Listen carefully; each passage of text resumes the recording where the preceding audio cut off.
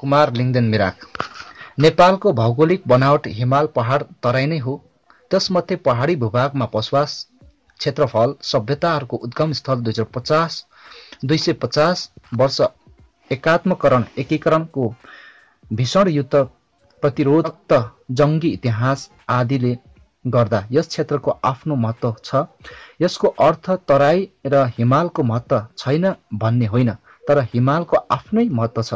तर त्यसमध्ये पनि पहाडी क्षेत्रको नेपाली समाजमा आफ्नै प्रकारको महत्त्व छ र पछिल्लो समयमा तराई अन्यायमा पर्यो, पहाडले तराईलाई शोषण गर्यो भनेर तराई क्षेत्रमा ठुल्ठुला राजनैतिक आन्दोलनहरू भए र ती आन्दोलनहरूले नेपालको शासन व्यवस्था ठूलो असर पनि पार्यो र निश्चित पनि पहाडका एक जाति सीमित वर्गले चलाएको कथित पहाडी शासनले तराईका थारू मधेसी र तराईका आदिवासीहरूमाथि हदैसम्म अन्याय गरेकै हो। पहाडे अन्यायको विरुद्धमा तराईका मधेसी थारू आदिवासीहरूले मुक्तिको लडाईँ लड्नु नै पर्थ्यो र उहाँहरूले लडे पनि र हामी पहिचानवादी सहअस्तित्ववादी संघीयवादीहरूले थारूहट मधेस आन्दोलनले समर्थन र सहयोग पनि गरेकै हौं र थारूहट मधेसले न्याय पाउनुपर्छ। यसमा सबै पहिचानवादी 10+1 प्रान्तवादी सबैको सधैँको साथ सहयोग हुने नै छ। तर यस खेलको मुख्य बहसको विषय चाहिँ के हो भने पहाडद्वारा तराई शोषित भयो भनेर तराईमा मधेस थारूहट राजनैतिक आन्दोलनहरू भए र ती आन्दोलनहरूलाई एक जातीय कथित पहाडे शासनले बन्दुकको प्रयोग गरी दबाउने प्रयास गरे। तर पनि मधेस थारूहट आन्दोलन आफ्नो लक्ष्यमा अघि बढ्यो। यस्तो अवस्थामा मधेस थारूहटले न्याय पाउनु पर्ने नेकपा एमाले माओवादी र काङ्ग्रेसका फुर्के सतही पहाड विरोधी नेताहरूले अन्ततः पहाडको नै हत्या गरे।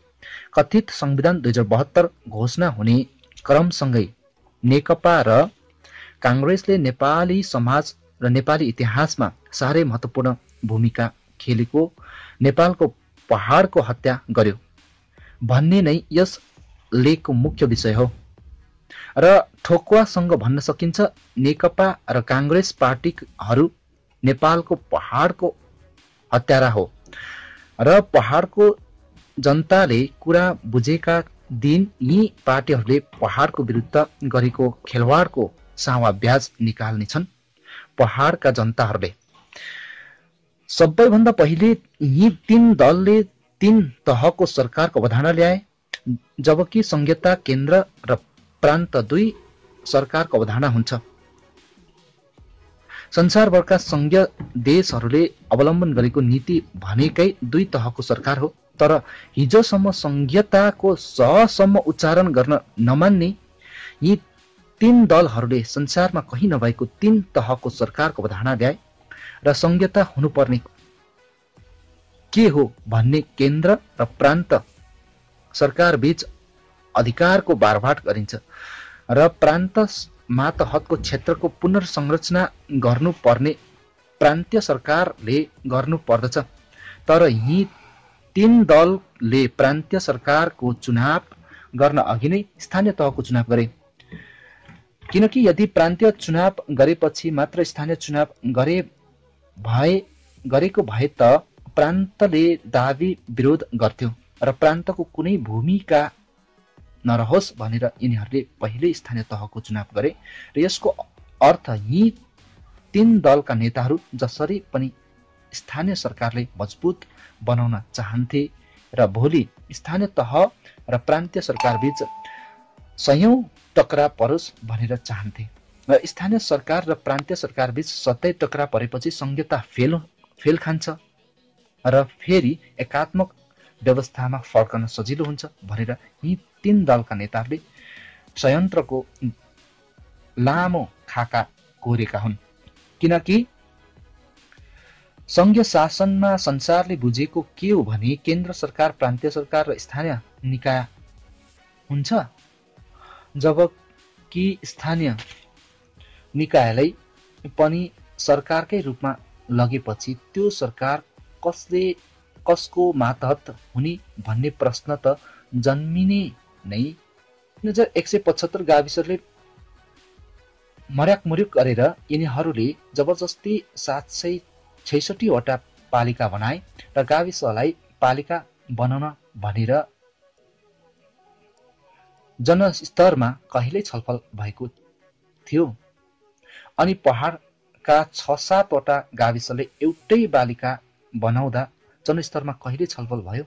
बनाएको पालिका ठिक थियो कि थिएन भनेर त्यहाँका जनताहरूसँग पहिले सोधियो कि सोधिएन? कुरा स्पष्ट छ, जनतालाई केही सोधिएन। तिनै 3 दलका एजेन्टहरू बसेर रातारात गाविसले पालिका बनाए।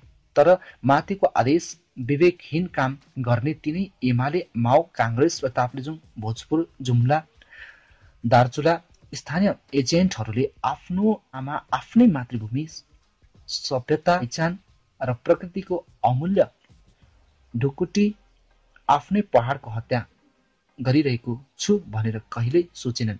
र पहाडमा बस्ने यी 3 दलका स्थानीय एजेन्टहरूले जब थाहा पाउनेछन् कि माथिको नेताको आदेशमा आफ्नो पहाडको आफै हत्या गरिएको भन्ने, तब यी 3 दलीय एजेन्टहरू पश्चातापको आगोमा जलेर घरानी हुनेछन्। यी 3 दलले 7 प्रदेश बनाए। प्रदेश नम्बर 1 को राजधानी विराटनगर, तराई प्रदेश। प्रदेश नम्बर 2 को राजधानी जनकपुर, तराई प्रदेश। प्रदेश नम्बर 3 को राजधानी हेटौडा, तराई प्रदेश। प्रदेश नम्बर 4 को राजधानी पोखरा, पहाड प्रदेश। र 5 नम्बर प्रदेशको राजधानी बुटवल, तराई प्रदेश। 6 को राजधानी सुर्खेत, भित्री तराई प्रदेश। प्रदेश नम्बर 7 को राजधानी धनगढी, तराईमा पर्दछ। 7 प्रदेशमा एउटा प्रदेशको राजधानी मात्र पहाडमा, बाँकी 6वटा प्रदेशको राजधानी तराईमा। पहिले पहाडले तराईलाई शासित गरियो भनियो, तर अहिले तराईबाट पहाड शासित हुनु परेको छ। तराईमा रहेको 6वटा प्रदेश राजधानीहरू सबै मधेस आन्दोलन र थारूहट आन्दोलनले गरेको हो। 6वटा प्रदेश राजधानी मधेस र थारूहटको दोष छ त? वास्तवमा मधेसले मागेको जनकपुर हो, तर थारूहटको माग सुनवाई नै भएन। बरु थारूहट आन्दोलनले बन्दुकले कुल्चे। यसबाट प्रश्न हुन्छ, तराईमा परेको 6वटा राजधानी मध्ये 1वटा मात्र तराईको आन्दोलनको माग हो। अरू 5वटा राजधानी एमाले, काङ्ग्रेस, माओवादीका नेताहरूको व्यक्तिगत इच्छाको कारण तराईमा पारिएको हो। अब 5वटा खास 6वटा हो, तर तराईकै आन्दोलनको माग हो र बाँकी 5वटा 3 दलको नेताहरूको कारण तराईमा पारिएको हो र 5 भनिएको हो। र राजधानी तराईमा परिसकेपछि त्यो पहाडको कस्तो दुर्दशा होला, त्यो पहाड कति अपहेलित भएको छ र आउँदो दिनमा अझ कति अपहेलित होला। र त्यो पहाडको जनताहरूले 5वटा प्रदेश राजधानी वरपर बस्नेहरूसँग धारा, बिजुली, विद्यालय, सडकको लागि कतिपल्ट सबै स्वाभिमान गुमाएर बुझ्नु पर्नेछ। र त्यो स्वाभिमानी पहाड तराई 5 प्रदेश राजधानी वरिपरि पक्कड जमाएर बस्ने जाति वर्गसँग कयौंपल्ट बुझेको लाग्दो दृश्य हेर्नु पर्नेछ। जब आउनेछ पहाडलाई शासन गर्न निर्माण गरिएको तराई 5वटा राजधानीमा अड्डा जमाएर बसेको दलाल वर्गको पैसा बोकेर नेकपा काङ्ग्रेस संसदहरू पहाड चढ्नेछन् र यी 2वटा पार्टीहरूको दलहरूले पहाडको अभाव, अज्ञानता, भौगोलिक विकटताको संवेदनशीलतासँग मानसिक रूपमा खेल्नुपर्नेछ अनि आफ्नो दाजुभाइ अस्ति कुलो ल्याइदिएको, अस्ति चौकीबाट छुट्याइदिएको विषयहरू निकालेर भोट माग्छन्। अन्तत पहाडको त्यो स्वाभिमान, त्यो भर्जिनिटीलाई तराईमा खडा गरिएको राजधानीको पाउमा लम्पसार पर्दछन्। यसरी हाम्रो सुन्दर स्वाभिमान र महान सभ्यताको उद्गम स्थल यी पहाडहरू तराईमा अड्डा जमाएको पहाडे भगौडाहरूको पाउमा दास हुन बाध्य पर्दछन् र यी 2-3 पार्टीहरूले। त्यसैले साँचो अर्थमा नेकपा काङ्ग्रेस र नेपालका पहाडको हत्यारा हो। यिनीहरूको गलत नीतिले गर्दा यति महत्त्वपूर्ण नेपालका पहाडको लागि मर्दैछन्। पहाडमा प्रान्त राजधानीहरू नभएपछि अब पहाडमा मान्छेहरू बस्छन् त? पहाडमा राजधानी नभएपछि पहाडको जग्गा जमिनको मूल्याङ्कन के हुन्छ? पाँचथर जिल्लामा प्रान्तीय संसद सिट 2 जना अनि मोरङमा 12 जना। अब पहाड सधैँको लागि तराईको दास भयो कि भएन त? 7 नम्बर प्रदेशको ठाउँमा 10+1 प्रान्त बनाउँदा राजधानीहरू यस प्रकार हुनेछ। 1 मा लिम्बुवान महासहारा रेन्ज पहाड तराईको बीचमा, 2 मा किराँत खम्बुवान पहाड र 3 मा तामसालिङ पहाड, 4 मा नेवा पहाड, 5 मा तमुवान पहाड, 6 मा मकरात पहाड, 7 मा खसान पहाड र 8 मा थारुहत तराई र 9 मा मधेस तराई र 10 मा शेर्पा पहाड र 11 मा दलित शिल्पी नेपालको मध्यभागको महाभारा रेन्ज। यसरी 7 प्रदेश हुँदा नेकपा र काङ्ग्रेसले 6 वटा राजधानी तराईमा बनाएका छन्, तर संघीय लोकतान्त्रिक राष्ट्रिय मञ्चले प्रस्ताव गरेको 10+1 प्रान्त निर्माण हुँदा तराईमा 2 पहाड वा महाभारा रेन्जमा 9 वटा राजधानी निर्माण हुनेछन् र यसरी 9 वटा राजधानी पहाडमा निर्माण भएपछि पहाडमा पनि एक प्रकारको नयाँ यौवन छाउँछ। अनि अहिले त भयभरको राजधानीहरू तराईमा निर्माण गरेपछि पहाड उजाडिने त भइसक्यो। पहाडले राजनैतिक मृत्युवरण गर्ने त भइसक्यो नि।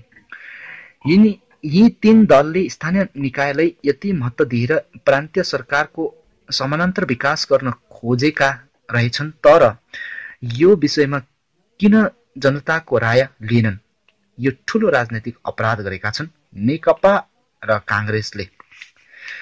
यहाँ भन्न खोजेको के हो भने पहिलेको 175 गाउँ विकास समितिहरूले रातारात 766 पालिका बनाउने निर्णय भयङ्कर अवैज्ञानिक छ र यो निर्णयले पहाडले त ठहरै हत्या गरेको छ र पहाडको 6-7 वटा गाविसलाई कच्याङकुचुङ पारेर एउटै पालिका बनाएको छ र भरसक सबै समुदायको नेतृत्वमा चुनावमा चयन र गाउँ विकास समितिहरू निर्णय गरिएको थियो र पहिले पहाडमा गाविसहरू धेरै थिए। कम्तीमा ती ठाउँहरूमा गाविस अध्यक्ष हुने रहरले वडाध्यक्ष हुने रहरले जस्तोसुकै दुःख रहोस् पनि मानिसहरू बसिरहेका थिए र एकपल्ट गाविस अध्यक्ष भइसकेपछि वा गाविस अध्यक्ष उम्मेदवार भइसकेपछि वडाध्यक्ष भइसकेपछि ती व्यक्तिहरू हत्तपत्त पहाड बसै सर्दैनथे र फेरि गाविस अध्यक्ष हुने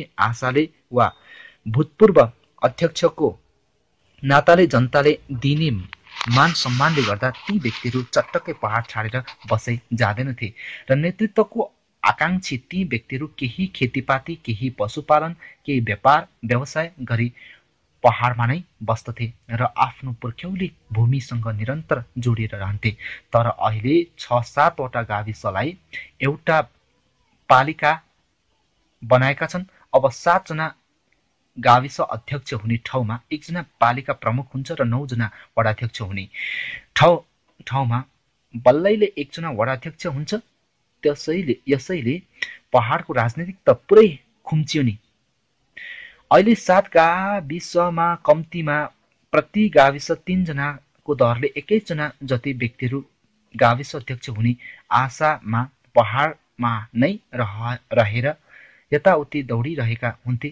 तर अब 7 बराबर 1 पालिका भएपछि 21 जनाको ठाउँमा 3 जना मात्र प्रतिस्पर्धा गर्न तम्सिनै परे र अरू 18 जना राजनैतिक रूपमा निष्क्रिय हुने भए र बिस्तारै तराईको राजधानी वा काठमाडौँको राजधानीतिर पलायन हुने भए र पहाडको मान्छेहरू आर्थिक आशाले मात्र बसेका हुँदैनन्।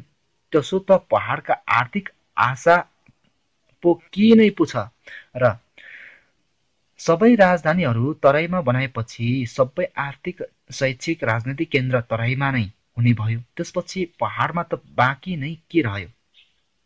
पहाडमा हाम्रो सभ्यता, मातृभाषा उद्गम थलो हो र हाम्रो हजारौं वर्षदेखिको इतिहास यी पहाडमा रहेको छ र हाम्रो पहिचान, हाम्रो माङ्गेना, हाम्रो शरीर, हाम्रो चोलुङ यही पहाडमा रहेको छ। त्यसैले यो ठाउँमा छोड्नु हुँदैन भन्ने एक आत्मीय भावले नै पहाडमा मान्छेहरू बसिरहेका छन्। मान्छेहरूको यही भावनाले आधुनिक राजनैतिक संरचनाले समेटेर गाविस अध्यक्ष बन्ने चाहना सम्भावना उपलब्ध गराएर पहाडमा मान्छेहरूले बसौं लाग्ने बनाउने हो। मान्छेहरू पहाडमा बसे भने हाम्रो महान खस, मगरा, तमुहान, नेवा, तामसाली, शेर्पा, खम्बान, लिम्बुवान, दलित, शिल्पी सभ्यताहरूको जीवन्तता र निरन्तरता पाउँछ र देशले ठूलो संख्यामा पहाडमा व्यवस्थापन हुन्छ र तराईमा चाप पर्दैन र देशको सबै भूमिमा जनसङ्ख्या समानुपातिक रूपमा बसोबास गर्यो भने त्यो भूमिको स्वत सुरक्षा हुन्छ र मानव बसोबास नै सबैभन्दा दरिलो किल्ला हो। देश रक्षाको लागि पहाडमा मान्छेहरूको बसोबास स्थानीय गर्न सकियो भने बसिरहेको जनताले पहाड नछाड्ने अवस्था वातावरण ल्याउन सकियो भने पहाडको वन जङ्गल, खोला नाला, डाँडा गाडाको रक्षा हुन्छ र त्यसको प्रकृति सन्तुलन र सुरक्षा गर्छ। हुन त पहाडमा धेरै जनसङ्ख्या भयो भने प्रकृति सखाप हुन्छ भन्ने पनि छन्, तर वास्तविकता त्यस्तो हुँदैन। जति व्यवस्थित जनसङ्ख्या बस्यो उति प्रकृतिको सुरक्षा हुन्छ। बरु पहाडमा जनसङ्ख्या घट्यो भने पहाडमा उजाड हुन्छ, पहाडमा मरुभूमि हुन्छ र ठुल्ठुलो खोला पहिरो जान्छ, जसले गर्दा वर्षायाममा तराई सखाप हुन्छ। यो सालको खोलाबाढी पहाडमा अनियन्त्रित ल्याएर निष्कर्ष नै निस्किसक्यो नि। त्यसैले तराईको सुरक्षाको लागि पनि पहाडको सुरक्षा गर्न जरुरी छ र पहाडको सुरक्षा गर्न त्यहाँको जनसङ्ख्यालाई बसे जानबाट रोक्न सक्नु नै हो। यसरी पहाडको वास्तविकताबाट हुने बसाइ सडाइ रोक्नु अनि महत्त्वपूर्ण रहेको छ। तर पहाडका जनताहरूको मन अड्याउने ठाउँ वा गाविस अध्यक्ष, उपाध्यक्ष, वडाध्यक्ष बन्ने सम्भावना नै सातवटा खुम्च्याएर एक बनाएपछि कसरी मान्छेहरू पहाडमा अड्याएर बस्छन् त? अनि बिस्तारै पहाडका जनताहरू तीव्र रूपमा बसाइ सर्दछन् र जनताहरू मुगलान जान्छन्। त्यो सुन्दर अनि नेपाली सभ्यताको महत्त्वपूर्ण केन्द्र रहेको पहाड चाँडै एउटा कथाको टापु जस्तै उजाड हुनेछ, मरुभूमि हुनेछ। यसरी नेपालको पहाडलाई मार्न बाध्य बनाउने कारक भनेको नेकपा र काङ्ग्रेसको राज्य पुनर्संरचनाको नाम ल्याएको अवैज्ञानिक नीति हो। त्यसैले यी पार्टीहरू पहाडको हत्यारा हुन् भन्नमा अत्युक्ति नहोला।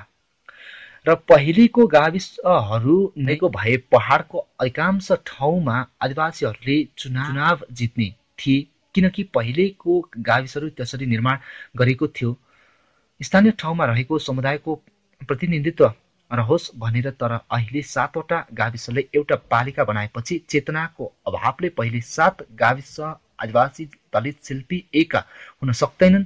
तर का 7 गाविस रहेको क्षेत्र अहिले त ठुलो क्षेत्र भएको हुन्छ र त्यो ठुलो क्षेत्रमा रहेको राज्यले सचेत पारेका समुदायहरू एकजुट भएर निर्णायक शक्तिको रूपमा उदाउनेछन् र आदिवासी जनजाति, दलित, शिल्पीहरू चुनाव पार्टी प्रक्रिया पुर्याएर नै पाखा लगाउन सकिन्छ भनेर 3 दलले कथित रणनीतिहरूले सोचेर पनि यो गाविसले पालिकामा लाने हठात कोसिस गरेका हुन्।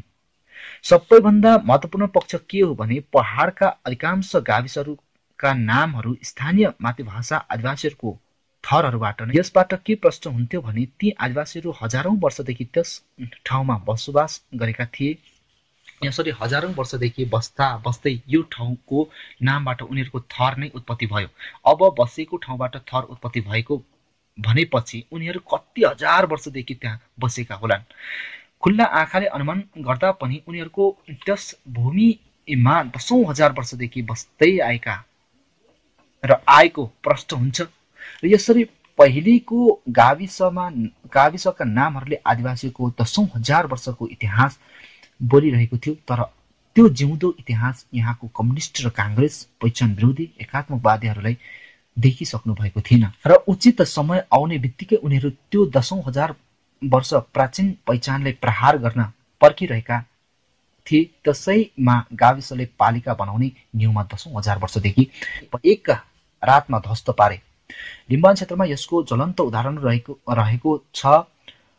उदाहरणहरू हो, यहाँको पहाडी भागको गाविसहरूको नाम लिम्बू जातिको भाषा थरबाट रहेको थियो, तर पहिचान विरोधी 3 दल र तिनीहरूको स्थानीय एजेन्टहरूले एकै रातमा ती पहिचानहरू ध्वस्त पारेका छन् र लिम्बुवान आन्दोलनको बलमा केही पालिकाको नाम लिम्बू भाषामा राख्न सकिए पनि ती नामहरू खोलासँग सम्बन्धित मात्र छन्। तर पहिलेका नामहरूले लिम्बू आदिवासीहरू 10,000 वर्षदेखि यस भूमिमा बस्दै आएको प्रष्ट पार्थ्यो र केही जिल्लामा कसरी पहिचानयुक्त नामहरू एमाले, माओ र काङ्ग्रेसले पोलेर खाएका छन्। केही उदाहरणहरू हेरौँ। ताप्लेजुङ जिल्लामा पहिले गाविसहरू हुँदा लिम्बू भाषाबाट राखिएको गाविसको नामहरू यस प्रकार थिए: आम्बेगुदिन, आङखोप, चाँगे, ढुङ्गेसाँगु, यसको नाम लिम्बू भाषामा तरुङ र ढुङ्गाको पुल थियो, तर 2018 सालमा जबरजस्ती ढुङ्गेसाँगु बनाएको थियो। र तुम्रिसे, इखाबु, हाङदेवा, हाङपाङ, खामलुङ, खेजिनिम, खेवबाङ, खोक्लिङ, लिलेप, लिम्बुदिन, लिङतेप, लिङखिम, लिवाङ, मामाङखे, नाल्बु, नाङखोल्याङ, निगुरादेन, च्वालमसुम गला, दाङ, पापुङ, कुम्बा, फाउखोला, फुरुम्बु, साउदेन, सन्ताक्रा, सावा, साउदिन, साप्लाखु, सिकाइचा, सिनाम, सुरुङखिम, तापेथो, खेल्लो, थेचम्बु, थिङलाबु, थुकिमा, थुम्बेदिन, तिरिङ्गे, याम्फुदिन। यसरी 49वटा गाविसमा करिब 47वटा गाविस लिम्बू भाषाबाट, त्यो पनि लिम्बूहरूको थर उत्पत्ति भएको ठाउँको नाम राखेको थियो। अमेरिका, चीन, जापानको सबै पैसाले पनि किन्न नसकिने यी अमूल्य पहिचानलाई नेकपा र काङ्ग्रेसले एउटै रातमा ध्वस्त पारे। अचम्म कुरा के छ भने धेरै लिम्बूहरूको थरबाट गाविसको नामहरू थियो र आफ्नो थरबाट गाविसको नाम रहनु जाति गौरव र पक्का पहिचान त यो दुई पार्टीको भुलभुलैयामा परेर आफ्नै थरको नाम गाविस ध्वस्त गर्दा पनि यहाँको लिम्बूहरूले एकपल्ट आगो बाल्न सकेनन् भनेपछि यो दलालहरूले प्रत्येक समुदायभित्र कति गम्भीर गरी आफ्ना एजेन्टहरू राखेका हुँदा रहेछन्।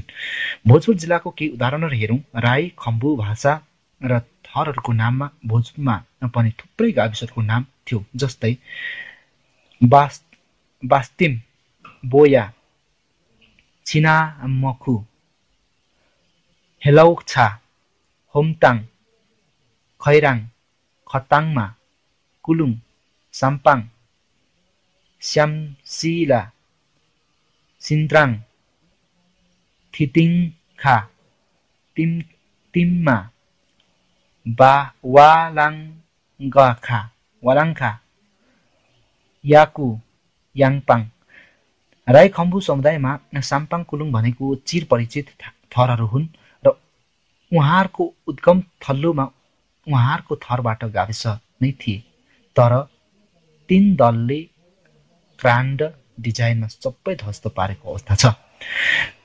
गाविसबाट पालिका बनाउने क्रममा 10,000 वर्षदेखि पहाडमा रहेको पहिचानलाई नेकपा काङ्ग्रेसले ध्वस्त गरेका कैयौं उदाहरणहरू छन् र पहाडको पहिचानलाई सिद्ध्याउनु भनेको रस तोडेर फ्यालेको कागती जस्तै हो र पहिचान बेगरको पहाड भनेको निरस, उडाट लाग्दो, उत्साहविहीन काङ्ग्रेस कम्युनिस्टलाई भोट दिएर सत्तामा पुर्याउने प्लास्टिक मान्छेहरूको बस्ती र ती दुई दलले बनाएको निर्णय गरेको 5वटा राजधानीको दास मात्र हुनेछ।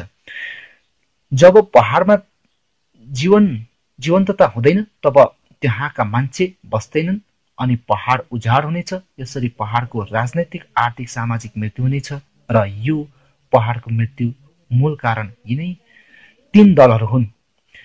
अन्त्यमा यदि हामीले पहाडलाई पुनः नयाँ जीवन दिने हो भने 7 प्रदेश भत्काएर 10+1 प्रान्त ल्याउनै पर्छ र पहाडको गाविसलाई जसरी बालिका बनाएको छ यसलाई गाविसीकरण गर्नै पर्छ र पहाडमा ध्वस्त गरेको 10,000 वर्षको पहिचानजन्य नामहरूको पुनर्स्थापना गर्नै पर्छ र पहाडलाई ध्वस्त पार्ने पहाडको हत्या गरी ती पार्टीहरूले संयन्त्र र पहाडको जनतालाई बुझ्ने गरे भन्नै पर्छ।